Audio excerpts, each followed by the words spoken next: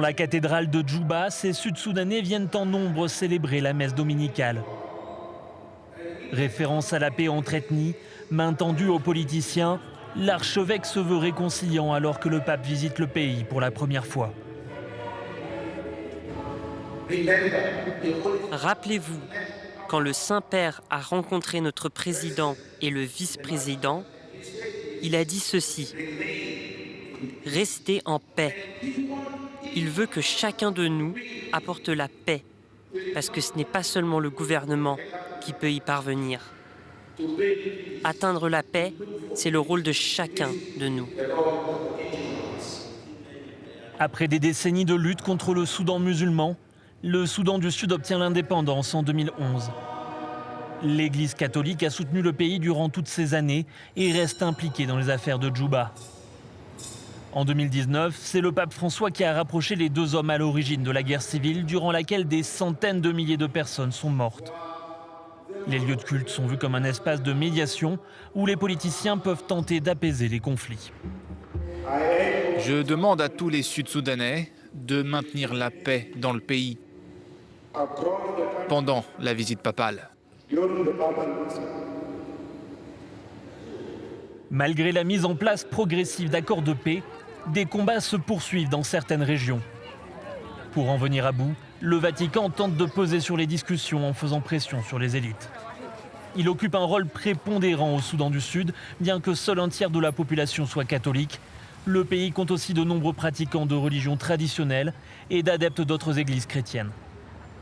Nombre de politiciens ont étudié dans des écoles catholiques. Ils respectent l'institution qui a aussi la confiance de la population.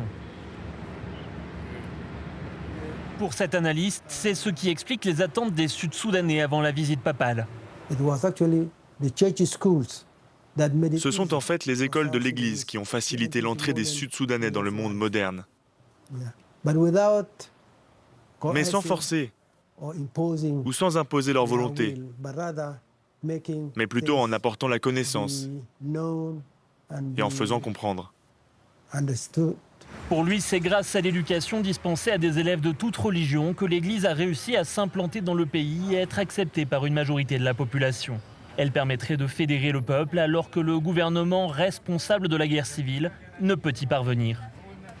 Symbole de cette implication, les ONG catholiques sont présentes partout au Soudan du Sud.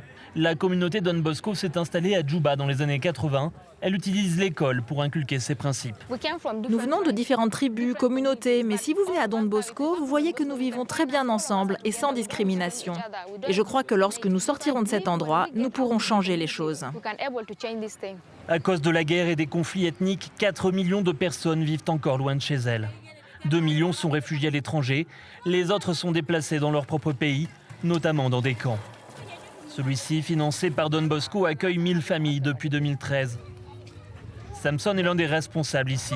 Aujourd'hui, il retrouve un groupe de femmes pour parler de leur protection. Nous avons près de 16 tribus qui vivent ici. Et elles vivent ensemble. Avant, il y avait de petits conflits. Mais aujourd'hui, grâce à nos efforts de sensibilisation, ils vivent ensemble, en harmonie.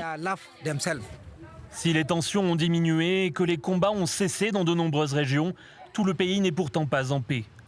Ouverte en 2018, l'ambassade du Vatican affirme toujours œuvrer au rapprochement de la population. Pour l'émissaire du Saint-Siège, la visite du pape pourrait permettre d'accentuer la pression et aboutir à des résultats concrets. L'Église et surtout le Saint-Père espèrent sincèrement que cette visite contribuera à renforcer l'engagement en faveur de la paix, afin que les dirigeants de ce pays, à savoir le président Salva Kiir, les autres vice-présidents et les autres factions politiques, viennent réellement s'asseoir autour d'une table pour trouver une solution pacifique au conflit qui n'a que trop duré. Une implication qu'il justifie par le caractère altruiste de la religion. Symbole de cette volonté d'apporter la paix, le pape se rend dans le pays en compagnie de représentants des églises calvinistes et anglicanes, une première. Mais l'influence que tente d'obtenir l'Église catholique est aussi stratégique. Avec 250 millions d'adeptes, l'Afrique est souvent perçue comme un élément central de l'avenir de cette religion.